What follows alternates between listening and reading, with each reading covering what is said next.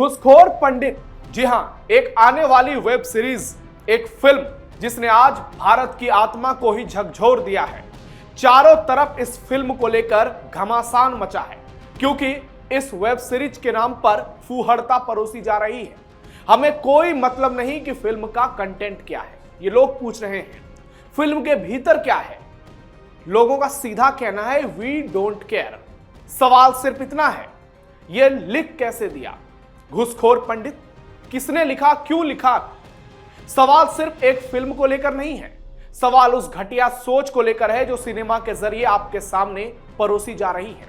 और यह कोई पहली बार नहीं हुआ। बेशर्मी करना बॉलीवुड का पुराना इतिहास रहा है और बॉलीवुड एक्टर्स की यह पुरानी आदत रही है। एक चंदन टीका लगाने वाला विलेन और जान बचाने वाला रहीम चाचा, एक पुजारी गुंडा और एक मौलवी रक्षक, यही तो होता आया है हमारे देश के बॉलीवुड में। फिल्मों के जरिए षड्यंत्र रचने, झूठ फैलाने और तुष्टीकरण की साजिश। आज एक फिल्म को लेकर देश भर का ब्राह्मण समाज आग बबूला है। सड़क से लेकर सोशल मीडिया तक भारी आक्रोश है। लोगों को लग रहा है कि एक खास जाति को जानबूझकर कटघरे में खड़ा किया जा रहा है। यह महज एक कहानी नहीं है या फिर कोई संयोग भी नहीं है, यह एक सोची समझी नैरेटिव का हिस्सा है। और इसका असली विलन फिल्म का बिकाऊ एक्टर और डायरेक्टर है। जी हां, फिल्म का एक्टर ब्राह्मण, फिल्म का डायरेक्टर ब्राह्मण, फिर भी अपनी ही जाति पर हमला। मनोज वाजपेयी और नीरज पांडे ने पैसों के लिए अपना जमीर बेच दिया है और अब ये लोग सफाई दे रहे हैं। जिन नामों से ये उम्मीद थी कि सिनेमा को आईना बनाकर ये लोग समाज को एक बेहतर दिशा दिखाएंगे, इन्हीं लोगों ने आज इसे अपनी काली कमाई का एक ऐसा जरिया बना लिया है जिसमें सिर्फ घटियागिरी और फूहड़ता परोसकर अपनी जेब को मोटा करने का इरादा है। आज दलित समाज की नेता मायावती इसे ब्राह्मणों का सीधा अपमान बता रही है। योगी आदित्यनाथ के निर्देश पर लखनऊ में एफआईआर दर्ज हो गया, लेकिन पैसों पर बिकने वाले लोग आज भी अपनी ही जाति को बर्बाद करने में लगे हैं। आज भी हिंदुओं को ही बदनाम कर रहे हैं। सनातन को जिस तरह से टारगेट किया जा रहा है, लोग बेहद आक्रोशित हैं और इसके लिए लोग असली जिम्मेदार फिल्म के एक्टर डायरेक्टर को ही मान रहे हैं। नमस्कार, थर्ड आई में आपका स्वागत है। मैं हूं नवेंदु शेखर झा और आज के इस वीडियो में बात करेंगे फिल्म के जरिए कैसे फूहड़ता परोसी जा रही है, कैसे पर्दे के पीछे एक रैकेट काम करता है जिसका एक ही मकसद है, देश के हिंदुओं को बदनाम करो, देश के ब्राह्मणों को बदनाम करो। और अब सियासत भी शुरू हो चुकी है। ब्राह्मणों पर फिर देश भर में गरमाई सियासत। फिल्म घूसखोर पंडित पर यूपी में जबरदस्त घमासान। मायावती की एंट्री, 2027 से पहले तगड़ा बवाल। बिक गए मनोज वाजपेयी और नीरज पांडे। एक्टर मनोज वाजपेयी की फिल्म घूसखोर पंडित के नाम को लेकर विवाद बढ़ता ही जा रहा है। देश भर में इसके खिलाफ प्रदर्शन हो रहे हैं।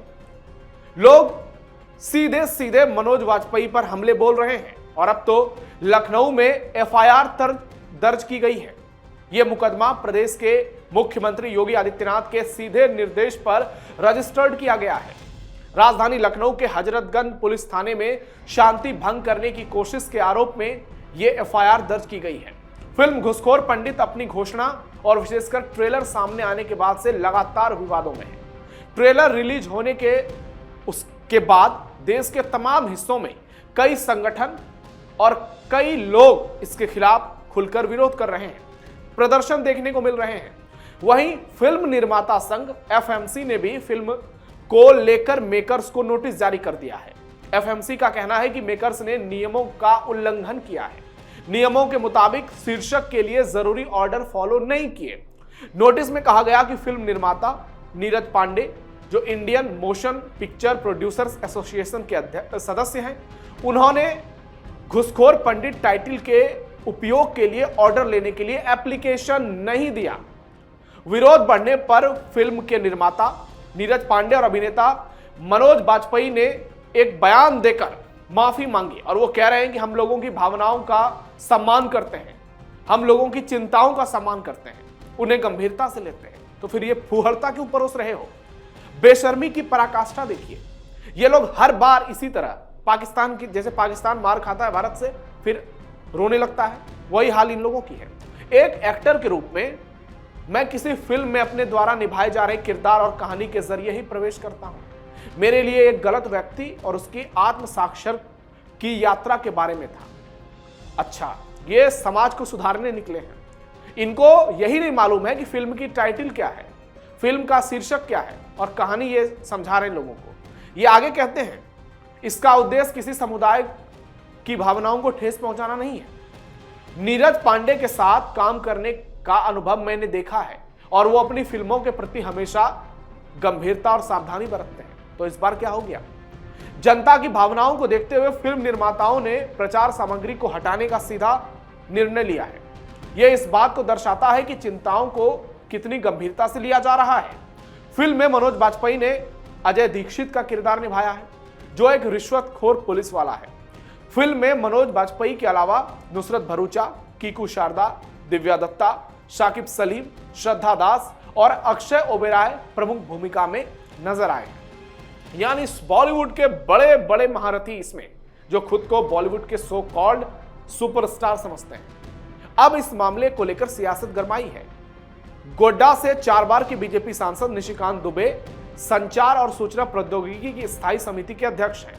ऐसे में जब इस पूरे विवाद पर उनसे सवाल पूछा गया तो उन्होंने कहा कि मैं उस कमेटी का चेयरमैन हूं, मैं आईटी कमेटी का चेयरमैन हूं, मैं इस बारे में आपको चर्चा करने के बाद बताऊंगा। यानी सॉफ्ट खेल गए।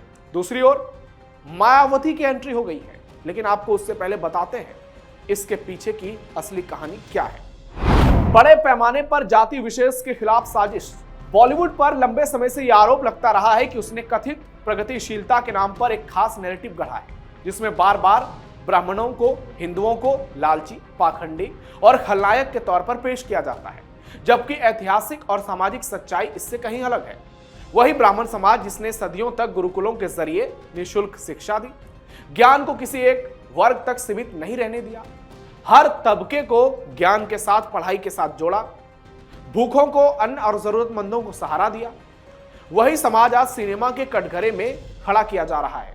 देश की आजादी की लड़ाई में योगदान देने वाले, भारत को वेद, उपनिषद, गीता और मंदिर परंपराओं जैसी सांस्कृतिक विरासत देने वाले इस समाज की छवि को बार बार जानबूझकर खराब किया जाता है। और दुख की बात तो यह है कि इस प्रक्रिया में कुछ ऐसे लोग भी शामिल हैं जो स्वयं या तो ब्राह्मण हैं या तो हिंदू हैं, दोनों एक ही है, लेकिन व्यावसायिक लाभ और तथाकथित सो कॉल्ड स्टारडम के चक्कर में ये लोग अपने जमीर को बेच रहे हैं, अपनी जड़ों को और जिम्मेदारियों को नजरअंदाज कर रहे हैं। सवाल किसी कहानी या किरदार का नहीं है, बल्कि उस सोच का है जो चुन चुनकर एक समुदाय को निशाना बनाती है और समाज में बिना मतलब के डिवीजन पैदा करती है, लोगों के बीच भेदभाव। आज पूरे देश में ब्राह्मण और सवर्णों के खिलाफ नफरत का माहौल बनाया जा रहा है, चाहे यूजीसी का मामला हो और अब बिहार का दरभंगा। 200 ब्राह्मणों पर एफआईआर। क्या कुछ स्थिति है वहां?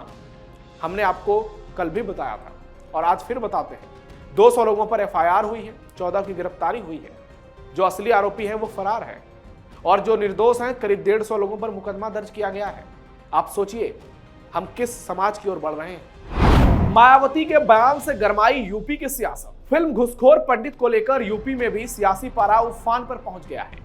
बीएसपी सुप्रीमो मायावती ने नेटफ्लिक्स की वेब सीरीज घुसखोर पंडित पर अपनी टिप्पणी दी है। उन्होंने एक्स हैंडल पर लिखा, यह बड़े दुख और चिंता की बात है कि पिछले कुछ समय से अकेले उत्तर प्रदेश ही नहीं बल्कि अब तो फिल्मों में भी पंडितों को घुसपैठिया बताकर पूरे देश में इनका अपमान और अनादर किया जा रहा है और इससे पूरे ब्राह्मण समाज को जबरदस्ती बेइज्जत किया जा रहा है। वो सीधे कह रही हैं और समूचे ब्राह्मण समाज में इस समय जबरदस्त रोष है। इसकी हमारी पार्टी भी कड़ी शब्दों में निंदा करती है। ऐसी एक जाति सूचक फिल्म पर केंद्र सरकार को तुरंत प्रतिबंध लगाना चाहिए। बीएसपी सुप्रीमो की ये मांग यूपी में ब्राह्मणों को लेकर एक बड़ा मुद्दा बना सकती है और क्योंकि माहौल इस वक्त गरमाया हुआ है, उत्तर प्रदेश में बीजेपी विधायकों की बैठक, ब्राह्मणों की एंट्री, उसके बाद शंकराचार्य का मामला, अमिताभ अग्निहोत्री का इस्तीफा, इन तमाम चीजों के चलते उत्तर प्रदेश की सियासत इस वक्त गरमा गई है।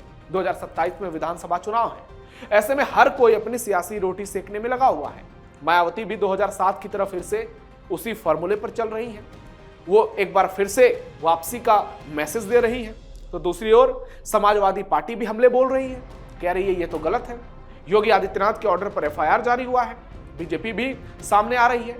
यानी 2027 में 12 से 14% ब्राह्मण जाति के वोट उत्तर प्रदेश में लगता है सबसे महत्वपूर्ण हो गए हैं। और इसके लिए तमाम सियासी पार्टियां ना सिर्फ बयानबाजी कर रही है, बल्कि बहुत शानदार अप्रोच के तहत सामने आ रही है। किस मुद्दे पर बोलना है, किस पर चुप रहना है। हालांकि राजनीति तो होगी और राजनीति होनी भी चाहिए, तभी समाधान होता है।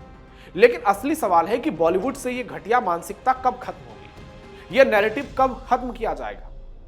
देश के चीफ जस्टिस कहते हैं कि हम जाति विहीन समाज की ओर बढ़ रहे हैं या फिर से उसी की तरफ जा रहे हैं वापस। ऐसी फिल्में, ऐसे कानून ये बताते हैं कि देश का माहौल एक बार फिर से खराब हो सकता है और कई जगहों पर खराब हो रहा है। इसके परिणाम देखने को मिल रहे हैं। ऐसे में ना सिर्फ इस फिल्म पर पूरी तरह से बैन लगनी चाहिए, बल्कि कड़ी से कड़ी कार्रवाई फिल्म निर्माता, डायरेक्टर जो है पांडे जी और वाजपेयी जी जो एक्टर हैं, इन पर होनी चाहिए। ऐसी मांग सोशल मीडिया पर लोग कर रहे हैं। आपकी राय क्या है? कमेंट बॉक्स में बताइए। हमारे इस वीडियो को लाइक कीजिए, शेयर कीजिए और चैनल को सब्सक्राइब जरूर कीजिए। फिलहाल के लिए थर्ड आई में इतना ही। धन्यवाद।